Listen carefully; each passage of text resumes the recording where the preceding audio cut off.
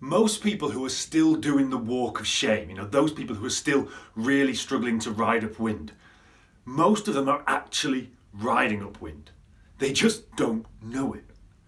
What am I talking about? Well, basically what we've seen is that people who are struggling, people who are doing the walk of shame over and over and over and over again, when they're actually riding, let's say they're doing a 100-metre tack, for 20 metres, often the last 20 metres as everything calms down and they get comfortable, they're actually riding upwind. It's the rest of the time, the other 80 metres, where they lose all their ground downwind, while they're getting hit by gusts, while they're getting used to what the wave's doing, while they lose their board.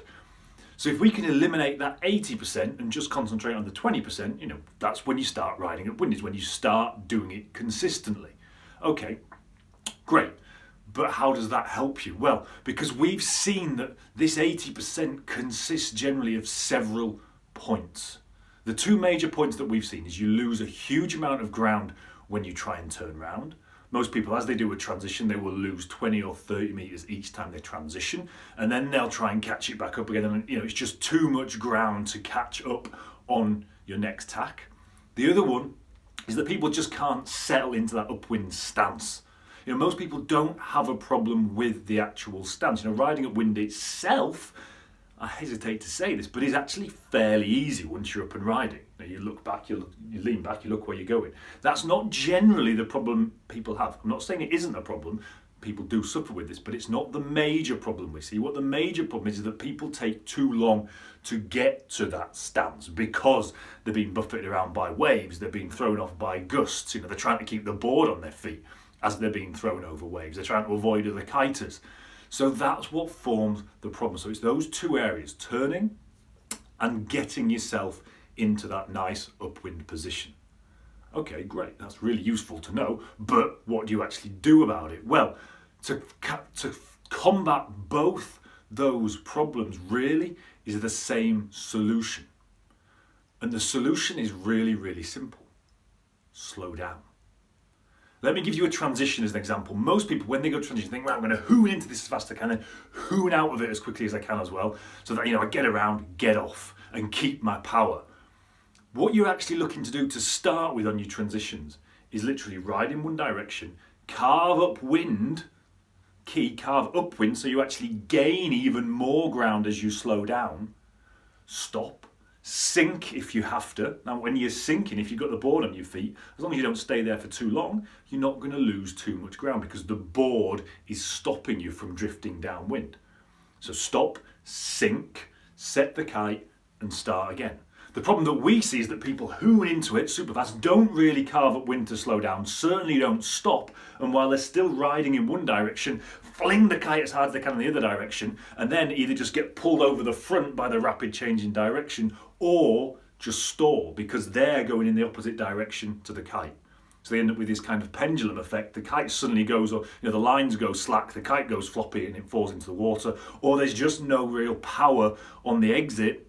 And so all they end up doing is going downwind towards the kite and everything again, there's no power, what's going on? They just sink. But by that point, they've lost 20, 30 yards. So the key to this, go in slow, carve upwind to slow you down, use the board to slow you down, use the edge to slow you down, and that has the advantage of taking you further upwind. Stop, sink if needs be. If you don't need to sink, obviously, you can do it, but you need to have everything aligned at this point. And then come out of it, hopefully again in one stroke so you don't lose ground downwind, water starting on the other side. So that's the big one. Transitions, that's where we see people losing 20, 30, 40, 50 metres each time. The other one is the first 80% that we talked about. How do you lock into that upwind stance earlier? Easiest way, again, slow down. I think the biggest misconception here is that people think you need to be going fast to ride upwind. Nothing could be further from the truth. You want to be riding as slow as possible. You want to be literally on the brink of stalling to get upwind. I'm not going to go into the physics of why. I do mention that in our upwind definitive guide to upwind riding, which I'll link to below the video, or at the end of this video I'll link to that probably. If you want to check that out, have a look in there because that gets very, very complicated. But the key here is that you want to be going slow to get upwind fast. You want to be literally on the edge of stalling to get upwind. If this is something that you are struggling with, we've put together a course which is designed to help get you riding upwind 3 times faster, 3 times minimum, more like 5, 6, 7, 8 times. It's a 30-day course. The idea is every day you do a little bit more, and it's designed to be done off the water to improve your performance on the water. So it doesn't even matter if you're actually getting out kite surfing or not at the moment. This is something you can do generally in the comfort of your own living room, and it will improve your performance on the water. It includes a load of sort of knowledge that you'll need as well as the implementation program. Again, if you're interested in that, the link is in the show notes below. Check that out. It's really, really good. We've got a load of people going through it, and the feedback is awesome at the moment. So there's some real guys making some real gains off the water to improve what they do on the water, and that's the idea of the course. So if you enjoyed that, as always, don't forget to leave a like and subscribe, and we'll see you in the next video, guys.